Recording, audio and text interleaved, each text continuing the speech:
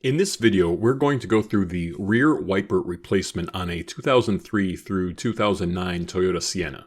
This is my existing wiper blade. It doesn't properly clean the rear windscreen. It needs to be replaced. The first step is to take the old wiper and lift it away from the rear window. Then, locate the small plastic tab on the back of the wiper near the center. While pressing the tab, slide the old wiper to the left, unhooking it from the wiper arm.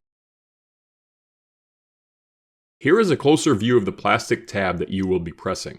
Note that pressing the tab causes the small tab to become unseated from the hole in the J-hook wiper arm.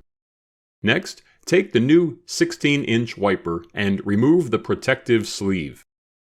Line up the plastic with the notch in the J-hook wiper arm. Once the plastic clip is seated, pull the wiper firmly to the right to snap the clip in place. Wiggle it back and forth a bit to make sure it's properly seated. Then, set the wiper back against the glass. That's about it. Give your new wiper a try. Thanks for watching, and a thumbs up would be appreciated.